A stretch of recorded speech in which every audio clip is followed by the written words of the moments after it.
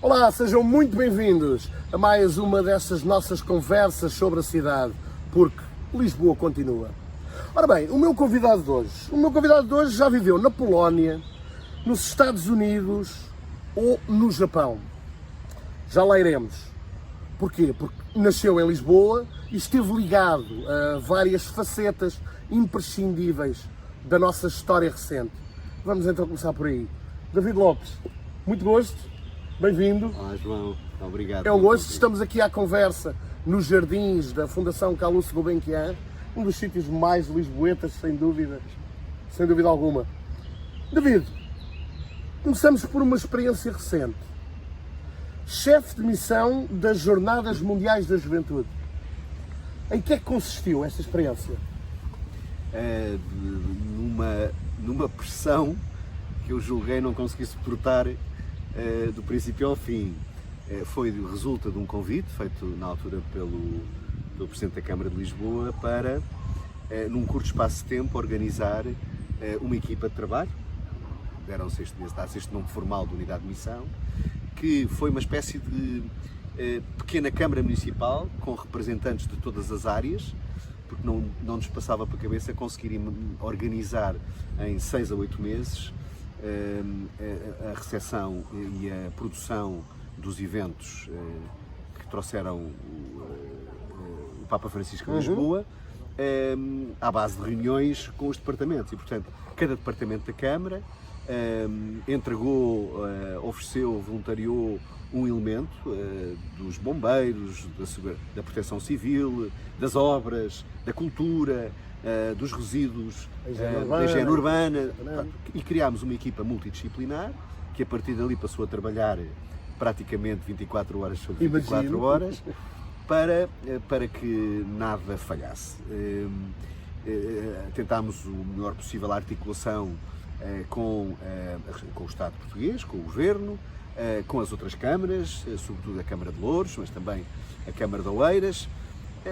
E foi uma jornada, foi uma verdadeira jornada, onde que teve uma característica do princípio quase até ao fim que eu não escondo, que foi a má imprensa, como se costuma dizer. Porquê? Porque havia muitas dúvidas sobre os custos, sobre a gestão, sobre se aquilo ia valer a pena ou não, se ia rentabilizar o investimento, enfim, havia tanta informação e contra-informação, ou falta dela, que nós tínhamos que, a certa altura, nos abstrairmos do que diziam sobre a jornada. Sim.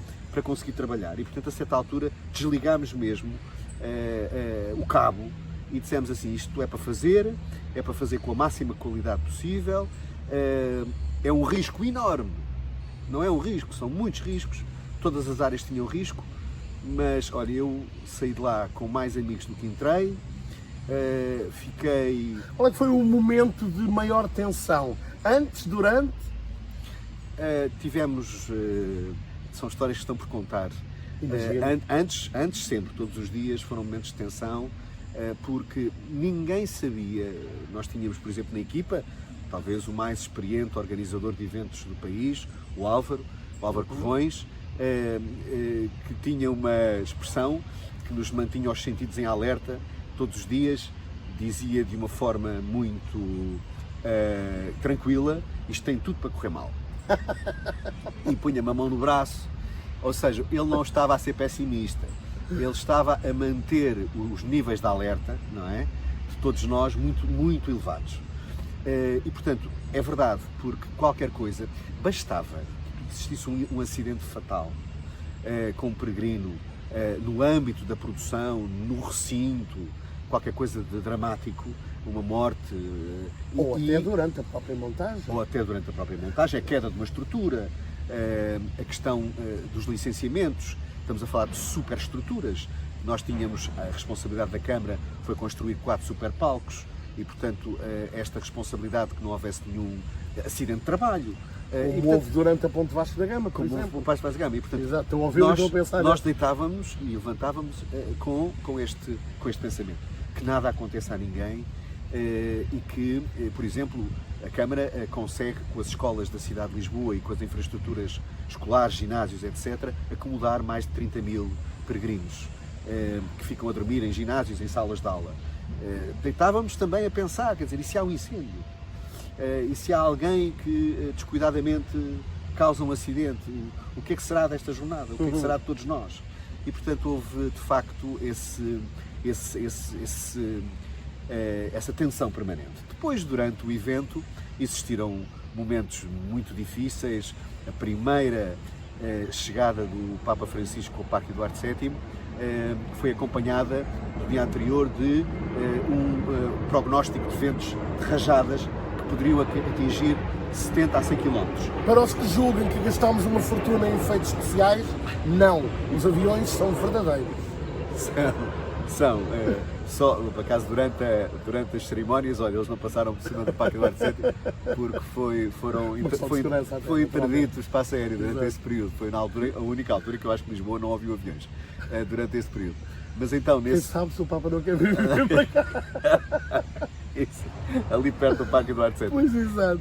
Mas então, nós tivemos esse momento, um momento difícil, porque obviamente que validámos com os engenheiros as estruturas de som, de luz, os estúdios de televisão, o palco propriamente dito, mas aquelas rajadas não nos convinham mesmo. Elas felizmente não chegaram àquele valor, não passaram do Cabo da Roca, mas tivemos um plano que nunca foi conhecido, um plano de contingência, que incluía ter homens dentro das estruturas, preparados para rasgar as telas, para que o vento passasse e a parte de trás do cenário até, porque se o vento viesse de forma inusitada acima, não poderíamos correr riscos, e mesmo com os coeficientes que os engenheiros nos disseram não corremos riscos, nós tínhamos previsto que a partir de determinado momento, se fosse necessário, em detrimento da qualidade do evento e da cenografia, rasgaríamos o que fosse preciso para que o vento passasse pelas estruturas. Eu estou a ouvi-lo e estou a pensar, e acho que é o momento de facto de explicarmos de alguma forma a quem nos vê e ouve.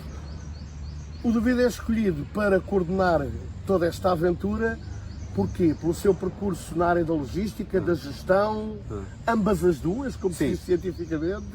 Sim, eu diria que eu estive ligado também à Expo 98. Já lembro. Até porque a zona é a mesma, não deixa de ser idóneo. Não pude deixar de pensar nisso quando estava a preparar a conversa. Eu diria que essa foi uma das razões, mas acho que teve a essência. O meu trabalho era um trabalho de organização, planeamento e gestão. E portanto eu não era técnico de nada em específico. Todos os portanto, é a questão do planeamento, da logística, da articulação entre diferentes. E nós tínhamos aquilo que nós chamamos em gestão um dashboard, que era um manual de operação que construímos, que tinha cerca de 300 iniciativas e depois essas até tinham uns subcapítulos e portanto nós sabíamos que organizando bem aquelas 300 coisas que tínhamos para fazer, todas elas tinham um calendário, um título, uma especificação, um calendário, um responsável ou mais responsáveis. E portanto o que nós fazíamos todos os dias era olhar para as 300 coisas que estavam a acontecer ao mesmo tempo e garantir e fazer o check. E portanto esse era essencialmente o meu trabalho, organizar uma reunião ou várias internas, com mesas que às vezes sentavam à volta de 50 pessoas, o que é quase inimaginável, porque uma reunião com esse número de pessoas pode se tornar facilmente um pesadelo, mas é manter muito focada a equipa naquilo que é realmente importante fazer e depois a cooperação. E eu posso dizer aqui que as forças de segurança, na minha opinião, são uma das razões de sucesso desta jornada, a sua competência, o seu ombro a ombro com a Câmara Municipal de Lisboa também, e depois, obviamente, a surpresa que é, eu lembro-me do primeiro dia, da chegada do grande número de peregrinos, que é a jornada propriamente dita, são aqueles últimos 2 dias no Parque Tejo. E estávamos a olhar para todos os viadutos, o IC2, com centenas de milhares de pessoas. Nunca ninguém tinha visto ao mesmo tempo o que é olhar de longe para 1,5 milhões de pessoas. Exato. Não sabemos o que era, ninguém sabia o que era. E, portanto, quando o Diretor-Geral da Polícia de Segurança Pública pergunta, posso abrir as portas? E nós olhamos a tremer das pernas e dizemos, pode, e ele disse, seja o que Deus quiser. Raras vezes se aplicou também essa frase. E foi de facto, depois à medida que os peregrinos já os conhecíamos do passado, dos dias anteriores, eles estão obviamente cooperantes. E portanto há uma frase a certa altura no final já, há dois padres que levantam um cartaz virado para a multidão, há umas fotografias sobre isso, que sintetiza talvez tudo, que é o turista exige, o peregrino agradece. E portanto a atitude não era uma atitude de cobrar o que estava mal, porque havia coisas que não estavam bem, claro. Havia casas de banho que se avariavam, havia rupturas de água ali e acolá, nada de dramático, no cômputo desse ponto de vista logístico. Contingências normais, de uma coisa dessa escala, do uso. Mas vamos então até à zona oriental. Sim. Como já disse bem, já tinha estado envolvido também na Expo, com a Parque Expo, também na zona oriental. Como é que foi essa aventura com a Parque Expo? Bom, é fácil dizer uma coisa que... é fácil não, é obrigatório dizer uma coisa que muitas vezes eu vejo esquecida. Que é, em primeiro lugar, a Expo 98 foi a maior operação urbanística da história do nosso país, desde que existimos como país, de reconversão, de reabilitação urbana, e a mais bem sucedida do ponto de vista económico. E a mais bem sucedida do ponto de vista económico.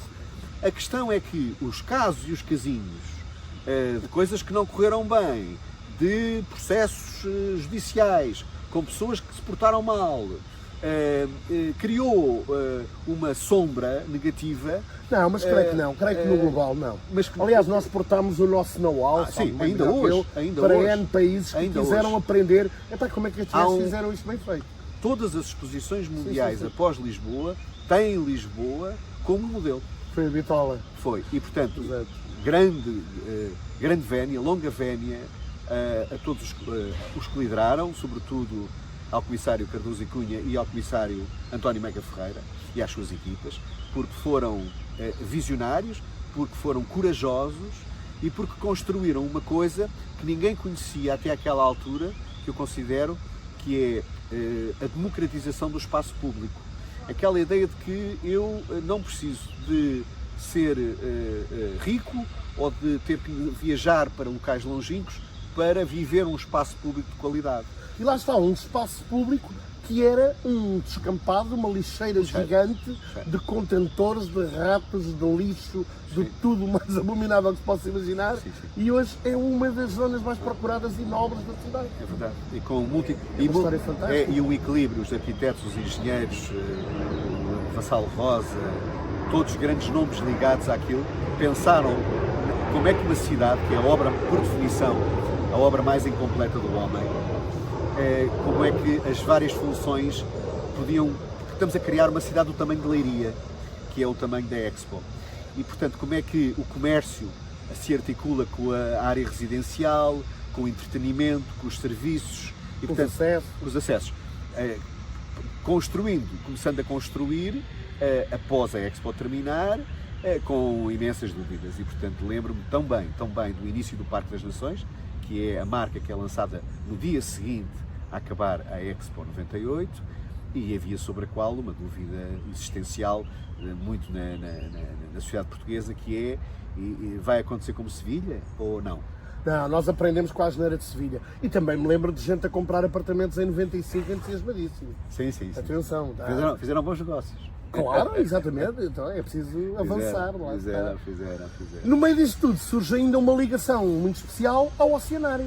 Sim, eu depois na altura, como fui administrador da Parque Expo, tive também a possibilidade de assumir responsabilidades como administrador por 2 vezes no Oceanário de Lisboa, que é uma das tais marcas que ficaram. Joia da Coroa. Exatamente. Joia da Coroa, ainda hoje, e não é por o TripAdvisor assim o classificar, podemos nos orgulhar. Em primeiro lugar, vários inquéritos que foram saindo consideram, quando perguntam aos portugueses, fisicamente, explicitamente, um dos motivos de orgulho de ser português, de Portugal, etc., o oceanário aparece nas primeiras posições e é considerado por quem o visita, nos últimos 4 anos, sempre sem nunca qualquer hesitação, o melhor aquário do mundo.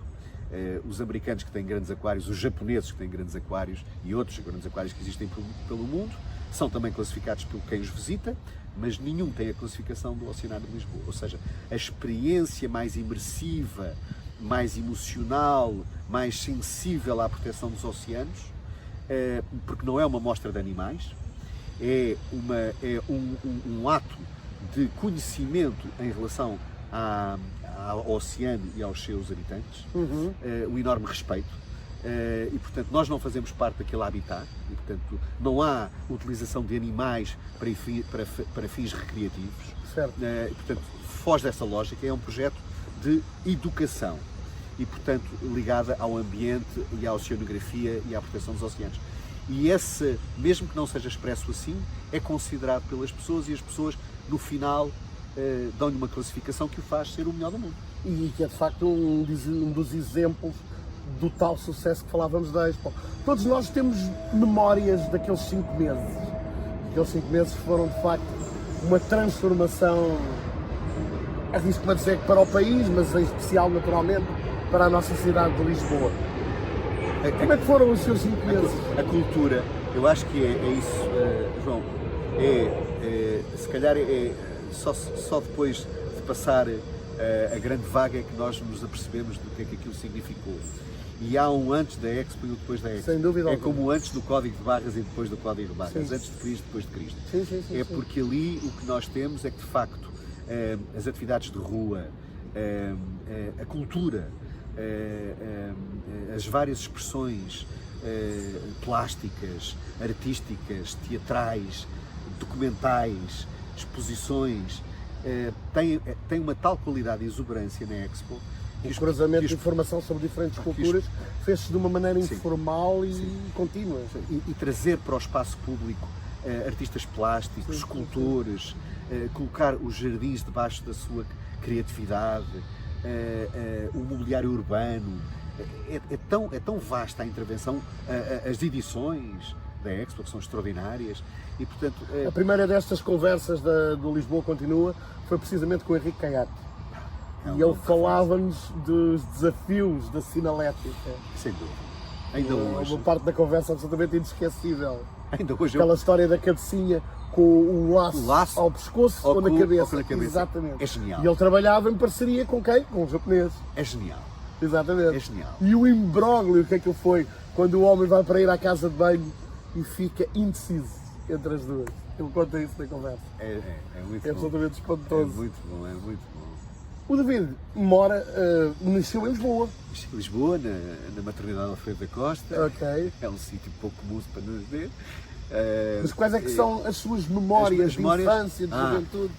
Eu tenho Qual é a sua Lisboa matriz? A minha Lisboa é uma Lisboa, aliás, quando nós falamos com lissipógrafos e eles nos explicam o crescimento da Lisboa para norte, das Avenidas Novas, a Lisboa de Ressano Garcia, que nasce no Marquês de Pombal para cima, que há uma Lisboa também mais aristocrática, mais burguesa. Eu sou da Lisboa mais operária, que é a Lisboa que é a Lisboa da Panha de França, da Graça, e portanto é uma Lisboa que tem os antecedentes. Vivi muitos anos no bairro de Inglaterra, portanto. Pronto, exatamente. Essa é a minha Lisboa. É a Lisboa onde eu vivo com os meus pais, onde os meus pais vivem até nos deixarem, e portanto já não vivendo lá, tendo mudado para outros sítios de Lisboa e depois do país, é a Lisboa, será sempre a minha Lisboa, porque é a Lisboa onde eu jogava a bola no Jardim António Sardinha, é a Lisboa Praça António Sardinha, é a Lisboa do Mirador Montagudo. É lindíssimo. E muito discreto. A entrada é muito discreto. Da Nuno Gonçalves, E da Luísa de Gusmão. E da Luísa de Gusmão, onde fiz o secundário também. Também eu. Também é fantástico. Exatamente. E, portanto, é a minha escola, e portanto a minha Temos a mesma geografia. temos a É geografia. muito engraçado. E é a Lisboa daquela vista extraordinária da Igreja da Penha de França, que é uma das mais bonitas vistas de E Lisboa. um pouco mais à frente, Montagude, Graça. Montagude, Graça também, essa também é extraordinária. Portanto, essa é a minha Lisboa, é uma Lisboa que quando nós vamos para ali fora, vamos até ao Castelo São Jorge. Portanto, era uma Lisboa onde os nossos pais nos dizia, vai brincar para a rua, não é? Hoje, Essa é uma das grandes diferenças da cidade. Não é? Nós estamos a gravar isto num dia de verão. Noutros tempos, até às 9 da noite, era andar na rua. Andar na rua, claro. Exatamente. Andar na rua com toda. Hoje. Os pais a gritarem à janela às 9 horas: anda a jantar! Só mais 5 minutos! Sim, era até à última. Exatamente. Jogávamos à bola até já não Exatamente. vermos a bola. Exatamente. E, portanto, era mesmo quando a noite caía, mesmo é que acabava. Portanto, jogávamos jornadas futebolísticas de 3 e 4 horas. E não posso deixar de pensar nisso, não é estar a bater no ceguinho, como se costuma dizer, mas na altura, hoje fala-se muito da questão das novas tecnologias e dos problemas que elas também estão a trazer ao desenvolvimento das crianças. E é muito curioso que aí, não havendo as novas tecnologias, eram tudo brincadeiras coletivas. Eram. Ou seja, nós convivíamos forçosamente uns com os outros ao brincar. Sim. Hoje não, as brincadeiras são cada vez mais individuais e individualizantes, se quisermos. Sim, a possibilidade de cada um estar em sua casa a fazer um jogo, não é? Exatamente. Com uma pessoa que está num bairro do outro lado do mundo. É de facto, portanto, olhando para os meus filhos, foi isso que aconteceu, nem sequer é uma coisa que nem sequer foi pensada ou premeditada, nem é aquela coisa, ai não vais para a rua brincar, é porque naturalmente já nascem, já crescem numa forma de interação em que estão em casa, ou na nossa casa ou na casa dos amigos, ou a interação, mas em sítios públicos comuns, mas já não é na rua, ou seja, a rua deixou de ser o palco principal digamos, do crescimento e da socialização dos mais jovens, não é? Diria eu, pelo menos e não só durante a infância, não é? Eu estou a ouvi-lo e estou a pensar, por exemplo, no que disse Mulher de Dinis Machado e toda aquela realidade de uma Lisboa que já não existe. As coletividades de cultura e recreio. Sim.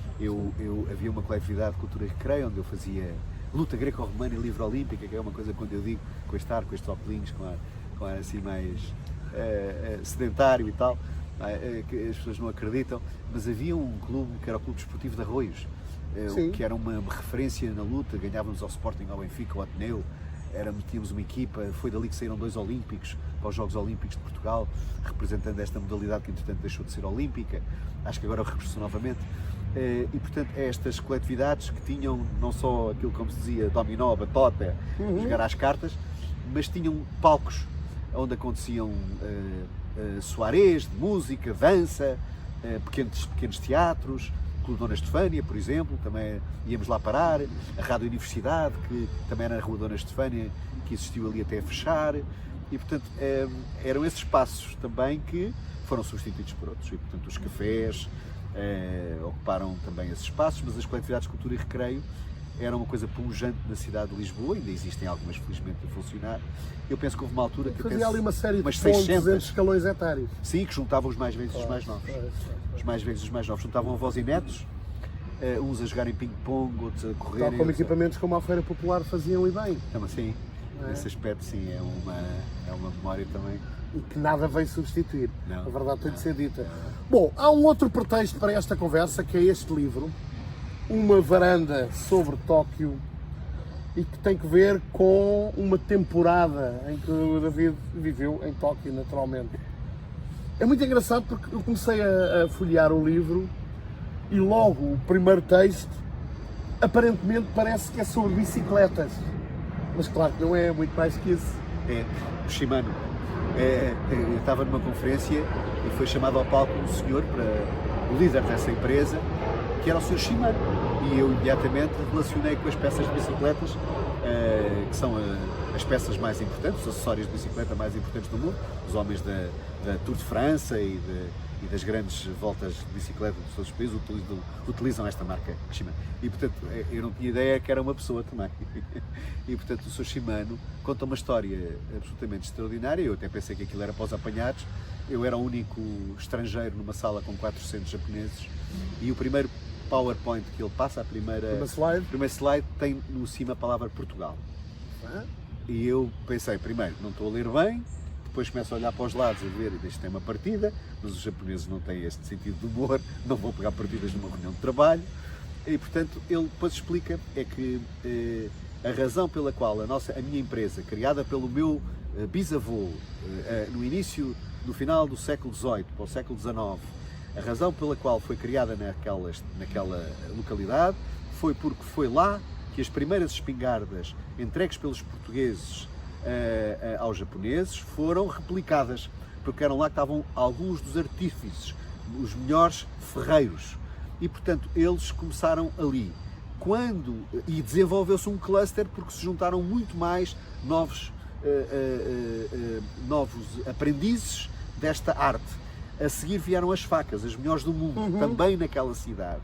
E quando o meu bisavô decide criar a fábrica para começar a fazer as peças das bicicletas, ora, a mão de obra especializada no Japão era naquela cidade. Portanto, a minha marca Shimano, que são as melhores peças de bicicletas, segundo ele, e de canas de pesca, está naquela localização devido aos portugueses. E portanto, isto são histórias que, pronto, e o livro no fundo são pequenas histórias, umas assim com este significado, outras com coisas que eu vi, que eu observei, que eu vivi. Não era para ser um livro, eram pequenos retratos, era uma forma de preservar a memória, dizer assim, isto não é a todos que acontece, é um privilégio estar aqui. O meu sogro disse, e as coisas ficaram fixadas assim. Toma nota. E depois exatamente. olharam para isso e disseram, se calhar até pode ser um livro. E deu um bom livro. Foi tropeçando em referências a Lisboa, concretamente. Alguma vez aconteceu? Há uma, sim. A primeira é muito engraçada, porque há uma qualidade de limões que se chamam Lisboa. É verdade. No Japão há limões Lisboa. Há uma espécie de limões Lisboa. Depois não. Depois é que as referências eventualmente têm a ver com a questão da navegação, de Lisboa ser considerada a capital dos descobrimentos neste sentido da globalização, que foi daqui que se partiram à descoberta de novos mundos, e também foi daqui que se partiu para o Japão. Agora, de uma forma mais contemporânea, a questão do interesse e do gosto dos japoneses pelo fado, que também obviamente é uma expressão da nossa cidade, não só, de Coimbra também, mas em que Lisboa tem aqui um papel muito preponderante. Não, mas não diretamente. Agora, os japoneses, tal como nós, quando planeamos ir a Tóquio, ao Japão, incluímos Tóquio, os japoneses também incluem Lisboa, não é? Porque é uma cidade centenária, milenar, e eles também, de alguma forma, têm esse interesse de conhecer a nossa capital e os nossos monumentos e, através deles, a nossa história. Portanto, fui tropeçando. Pastéis de nata também, pastéis de nata, alguma gastronomia, pouca. São poucos os portugueses que vivem no Japão, mas são bons. O que é que o fascinou mais no Japão e do que é que sentiu mais falta? Em primeiro lugar, um enorme respeito pelo espaço público. Esse é extraordinário. A questão de... Lá está, para quem trabalhou tantas vezes sobre o espaço público. A questão já falámos aqui de 2 ou 3 iniciativas. Aquela tentação como nós temos, as pessoas estarem a falar ao telefone dentro de um autocarro ou do metro, não é? E quando nos calha a nós, a gente não evita às vezes e tenta... E não nos restringimos a nós próprios, que devíamos. Mas quando temos alguém aos gritos ao lado, ficamos incomodados. Isso é inimaginável acontecer. É inimaginável. Ou comer a bordo de um transporte público. Não se faz. É considerado rude, grosseiro. A limpeza do espaço público o cuidado com o espaço público, não haver nada no chão, não se pode sequer fumar na rua, a não ser em determinadas esquinas se houver cinzeiros. E, portanto, essa parte é uma parte que me impressiona bastante. Depois há uma leveza na sociedade que é uma coisa espiritual, que tem a ver com a saúde, que tem a ver com a alimentação. Há um livro que fala da cerimónia de chá e que eu acho que de alguma forma sintetiza com esta imagem que eu vou tentar transmitir uma certa forma de ser, uma certa forma de caracterizar a alma japonesa, que é quando uma professora transmite à sua aluna e uma cerimónia de chá, ou a cerimónia de chá pode-se aprender e melhorar durante toda uma vida e pode não ser suficiente, e quando ela diz, quando pegas numa coisa pesada, pega-a como se ela fosse leve, e quando pegares numa coisa leve, pega-a como se fosse pesada.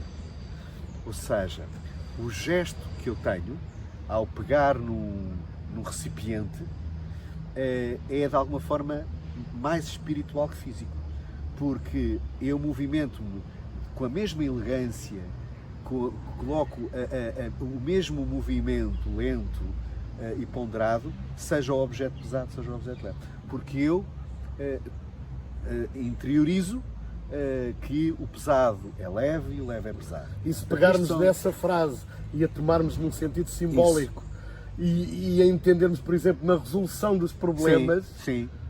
abre-nos outras possibilidades de entendimento. Por exemplo, a questão de...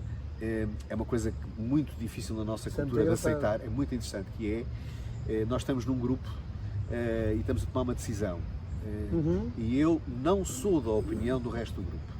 Isto para a nossa forma para a nossa cultura empresarial e organizacional é difícil de aceitar.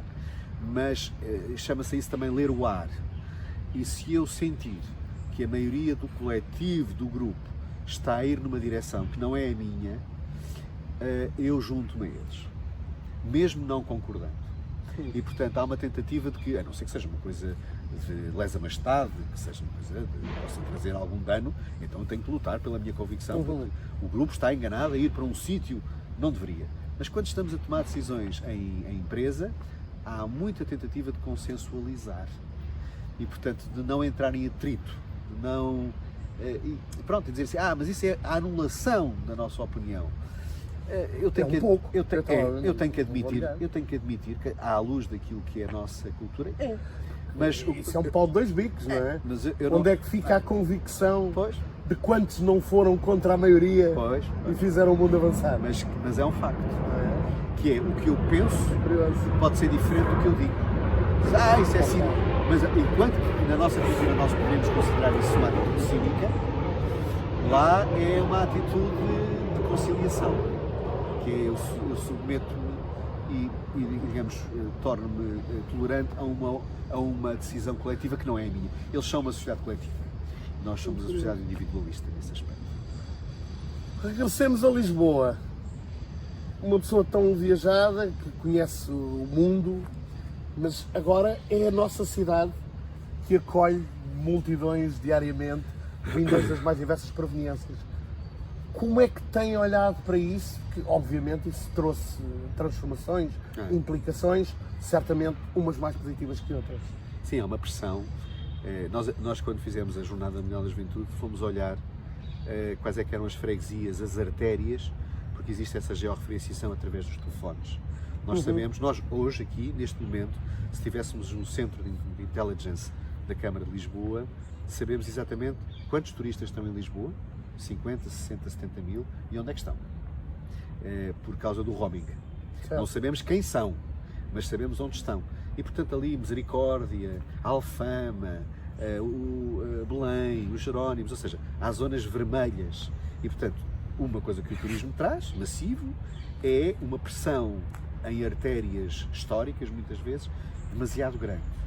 E isso traz implicações de higiene urbana, de segurança, e, portanto, os turistas não se distribuem equitativamente pela cidade.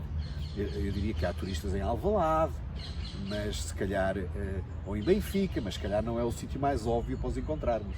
E, portanto, eles concentram-se nas artérias com mais história, a chamada Lisboa Antiga, Lisboa Doce, e portanto Lisboa junto ao Rio. Eu acho que esse é um dos aspectos.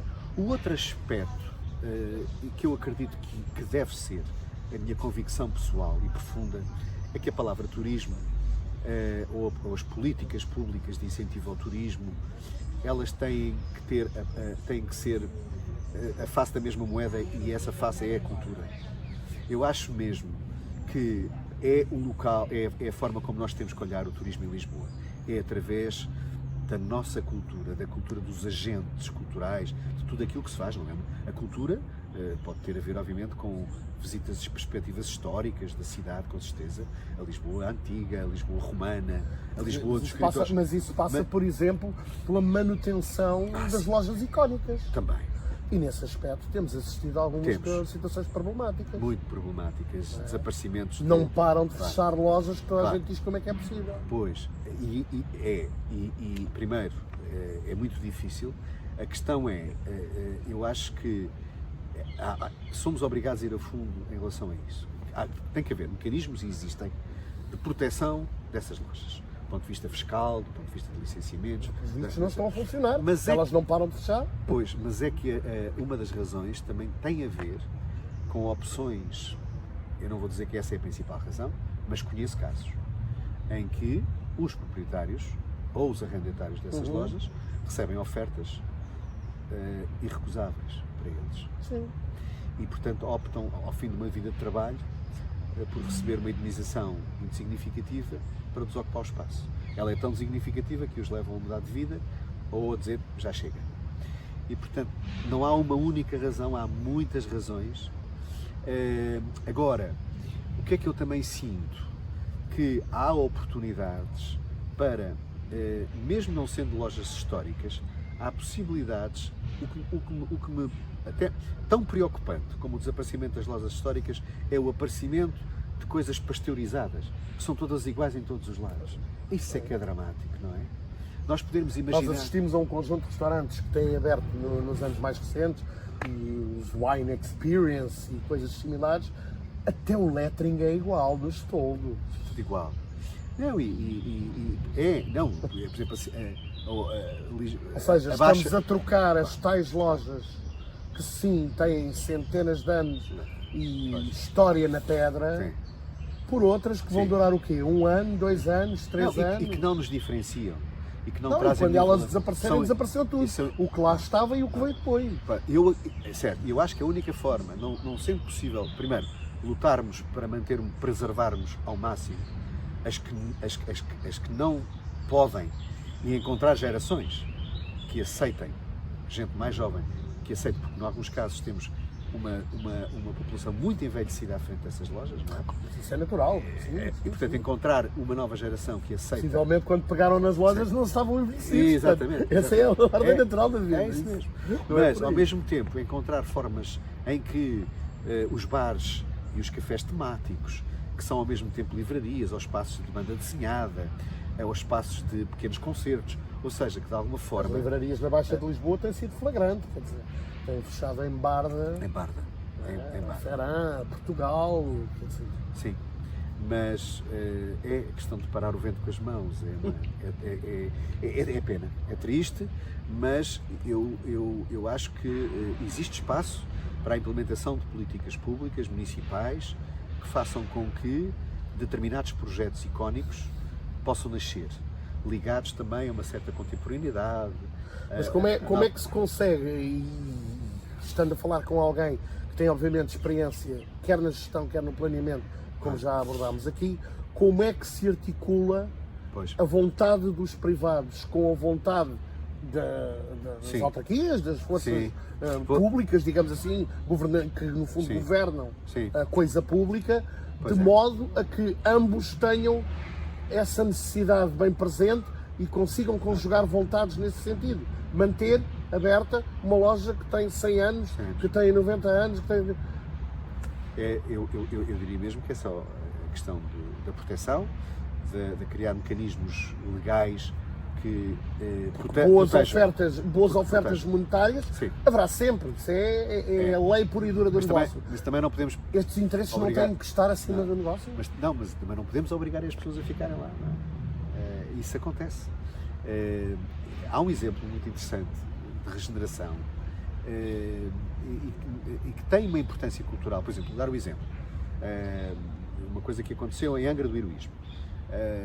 Uma cidade património da humanidade, e há um escritor jornalista que nós conhecemos ambos, Joel Neto, que decide abrir uma livraria, que hoje quem decide abrir uma livraria pelo menos apelidado, ou é sonhador, ou é corajoso, ou é de facto um amante da leitura. Neste caso, acho que é tudo a mesma coisa, naquela pessoa. E junta isto a permanentes eventos, a vinho, a queijo, a petiscos regionais, e portanto há uma programação intensíssima num espaço que é um espaço relativamente pequeno, que faz com que aquele espaço esteja permanentemente cheio. Ou seja, não chega a ter, porque senão as vendas não estão lá. E depois a questão do pagamento da água, da luz, dos empregados, essa é que é a questão. Ou seja, não chega a ser histórico. E dizer tão bonito, tantos botões. Mas aí estamos a falar de um negócio novo. Essa livraria foi criada agora. Mas é isso, ou seja, atenção, qual é que é o essa programa? Essa é a outra face da moeda. Claro. A face de que estávamos a falar é das que já cá estavam, mas qual é e que que deixam de fazer sentido precisamente nessa realidade dos novos negócios. Mas negócios. qual é que é o programa que faz com que uma loja e os seus conteúdos, uma loja histórica e os seus conteúdos, continuem a ter vendas, continuem a ter visitantes? Não para eu olhar uma montra, esta é uma loja com 100 anos, mas para eu entrar e fazer consumo, e para comprar, etc. E, portanto, esse passo também é um passo importante, ou seja, eu tenho que garantir que é uma loja vivida, não é só uma montra. E, portanto, isso obriga também a que, de alguma forma, haja a reinvenção do próprio negócio. E, portanto, não chega só a ser uma loja expositiva, ela tem que gerar negócio. Porque no final do dia, tem que ter vida. Tem que ter a palavra-chave é vida. E tem que ter vida e tem que ser lucrativa, em alguns casos. Não pode viver se é uma loja, se não é uma associação, se não é um programa, um projeto sem fins lucrativos, é um projeto com fins lucrativos, que tem que pagar ordenados, contribuições ao Estado, etc., rendas, e portanto... É um terreno complexo. Mas o retalho alimentar e não alimentar tem que ter, na minha opinião, cada vez mais uma dimensão cultural. O que eu vejo nos projetos mais bem-sucedidos à volta do mundo é que são raros aqueles que não colocam misturam as duas coisas, o alimentar e o não alimentar. Sim. E portanto o alimentar, ou seja, como os americanos dizem, food is everywhere, ou seja, a comida, o petisco está em todo lado. Portanto, eu ter um cantozinho, ter umas mesas, tal como no museu, não é? Em que eu tenho uma pequena loja e também tenho um pequeno bar. Mas também não podemos deixar que o aspecto cultural seja completamente suplantado pelo chamado lifestyle. Não, certo. Foi o que aconteceu muitas vezes também. Sim. Mas é que no nosso caso temos produtos que são, do ponto de vista alimentar, não é? Também são... Estou agora a ler um livro que é A Mercearia do Mundo, que é um livro absolutamente maravilhoso e que nos prova que os alimentos sempre viajaram à volta do mundo há milhares de anos. O papel da malagueta, o azeite, o hummus, e portanto esta riqueza que é-nos dada, que é uma riqueza cultural, e depois é muito interessante dizer como é que isto apareceu, como é que este produto apareceu e como é que ele conseguiu viajar pelo mundo todo. Que atributos tem ele que lhe permitiram ser um viajante? E eu acho que essa parte é uma parte que Portugal pode, e assim a cidade, obviamente, pode ainda descobrir e aprofundar muito mais. E depois há produtos que são relativamente conhecidos no seu círculo regional, digamos assim, e depois um dia mais tarde, quando são exponenciados, lá está, através de uma comunicação, de um marketing eficaz. Estou-me a lembrar, por exemplo, das conserveiras e da transformação que tiveram em Portugal. E isto a propósito de uma outra coisa que é referida neste livro, as melancias quadradas. Sim. Os nossos amigos japoneses... Eu imagino isto divulgado em força, a loucura que não seria. Não, fisicamente eu tenho uma melancia quadrada em cerâmica, porque pedia um ceramista de uma freguesia ali na Achada, ao pé da Ericeira, que me fizesse, para que ser uma espécie de prémio de criatividade numa empresa onde eu trabalhava, porque pensar assim, as melancias quadradas também existem. E encontrei-as no Japão pela primeira vez, custavam uma fortuna, era uma espécie de peça de orivesaria também. Quando tive conversa com o japonês que as vendia, ele disse que não só as pessoas param a ver melancias quadradas, Como é evidente. como quando têm dinheiro as levam para casa porque elas sabem ao mesmo, e do ponto de vista de organização da própria loja e de transporte, o facto de elas serem quadradas encaixam umas nas outras e permitem que uma palete de melancias possa ser transportada com benefícios nos custos logísticos em relação às redondas. É muito interessante essa parte. Mas no fundo eles o que fazem é criar umas formas de madeira que são colocadas na terra, e depois a melancia, quando vai nascer, cresce já com a forma quadrada, e depois transplantam aquilo já porque elas depois já não perdem aquela forma, transplantam aquilo para a terra mais livre, digamos assim, ou tiram-lhe a madeira, digo eu, e ela nasce quadrada. Mas eles têm estes exotismos. Há um produtor, deverá haver mais, eu só conheço um, de morangos, que ele considera que os morangos são os melhores. Eu muitas vezes dou os morangos, lembro-me dos morangos, disse-me, isto é um morango que me lembro quando eu era pequeno, ou seja, quando nós mordíamos um morango daqueles pequeninos. Sim. E esse sabor de morango... E sabia a morango. Sabia a morango. Isso é outra conversa. Eu diria que há milhares de portugueses mais jovens que não sabem nunca o que é provar um verdadeiro morango. Mas isso passa-se com o morango, passa-se com a cenoura, passa-se com a batata. Isso levava-nos a uma longuíssima conversa. Mas então esses morangos, eles vendiam a $100 cada morango, coisa absolutamente que era outra coisa. Ou seja, dizer assim, bem, obviamente é um exotismo para gente rica, mas que faz com que aquele local onde eles são vendidos, aquela lojinha lá no meio do monte, do campo, seja visitado por quem pode. O David também já esteve como administrador na Fundação Francisco Manuel dos Santos e é obviamente uma pessoa com uma ligação forte, já se percebeu até por alguns aspectos da conversa, aos livros. Quando pensamos em livros com Lisboa lá dentro, quais é que lhe vêm à memória imediatamente? Olha, curiosamente,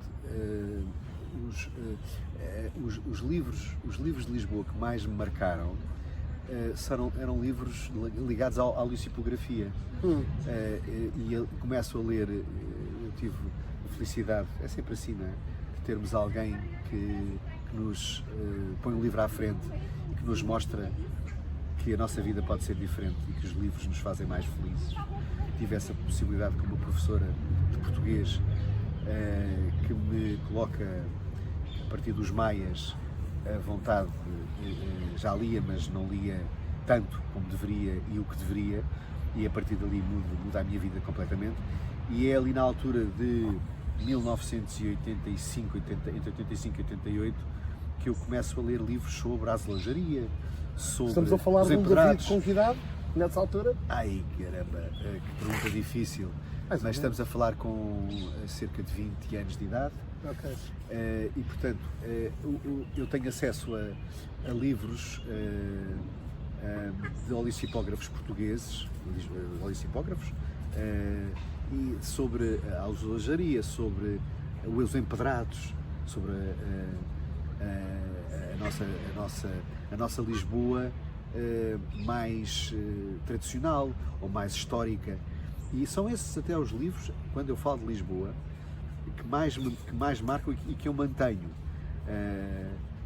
A Lisboa romana, a muralha fernandina, ou seja, tenho estes livros comigo, olho para eles muitas vezes, e portanto a história do Castelo de São Jorge, que todos nós pensamos que era assim, que era no tempo dos mouros, mas não é nada, é uma coisa mais do uma recriação. É uma recriação, uma coisa mais do Estado Novo. É uma construção. É uma construção. E portanto, essa Lisboa, e depois há uma Lisboa dos poetas, que me agrada bastante, que eu acho que nós somos, quando há bocadinho falava da questão de podermos explorar esta dimensão cultural de uma forma muito mais intensa, lembrava-me da questão do exemplo. Nós temos arte urbana muito boa, nós já somos uma referência internacional em arte urbana. Esse foi um aspecto em que Lisboa percebeu muito rapidamente a importância dos grafite e toda essa cultura que estava em força. Sim, sim, embora haja uma fronteira às vezes um bocadinho ténue entre algum vandalismo de fachada e alguma arte, porque eu acho que há. Agora, dizer onde é que acaba, eu não posso ser arrogante, não vou ser arrogante ao ponto de dizer não, aqui há uma fronteira, não sou eu que a defino.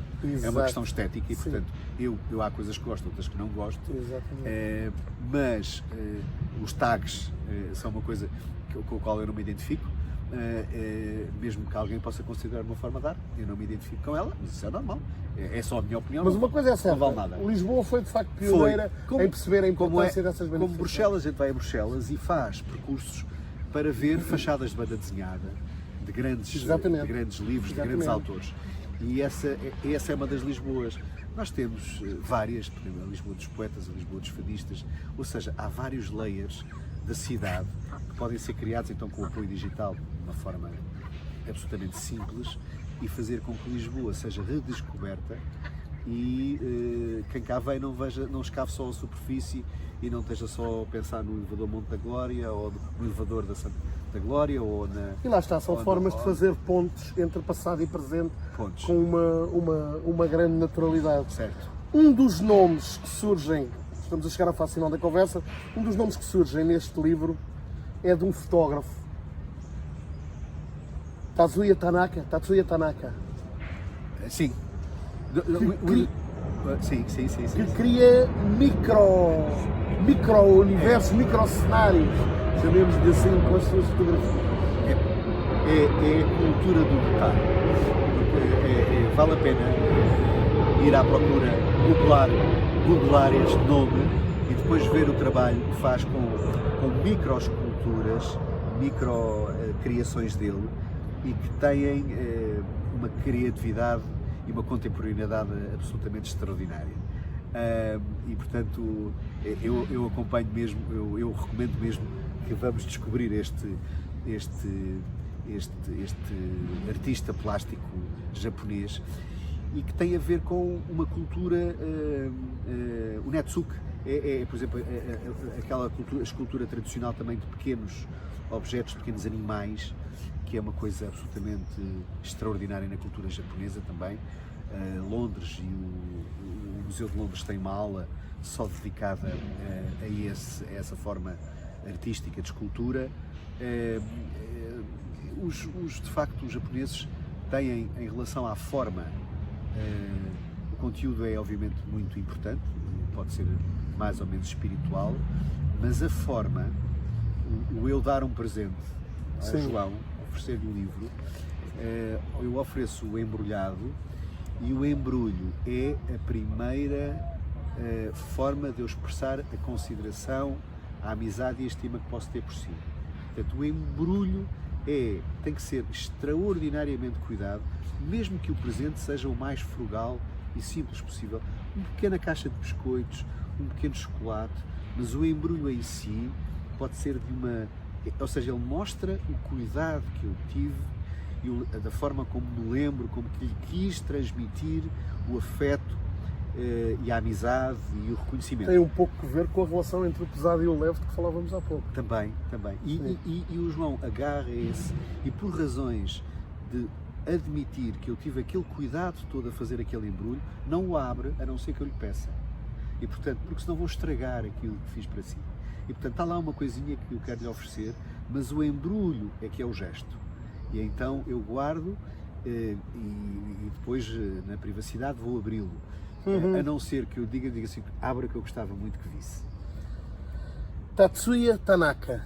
Fixem este nome e procurem que vale a pena, sim senhor. Além disso, são quase imagens metafóricas da nossa própria pequenez também. Sim. É de facto uma coisa muito inteligente. Mesmo para encerrarmos a nossa conversa, completa a frase como lhe ocorra. A minha Lisboa é... a mais iluminada cidade do mundo. E não é pouco. E pronto, foi a nossa conversa aqui, não nesta varanda sobre Tóquio, mas no magnífico jardim da Fundação Carlos Gulbenkian. Já sabem, daqui a algum tempo, outras palavras, outro convidado. Porquê? Porque Lisboa continua.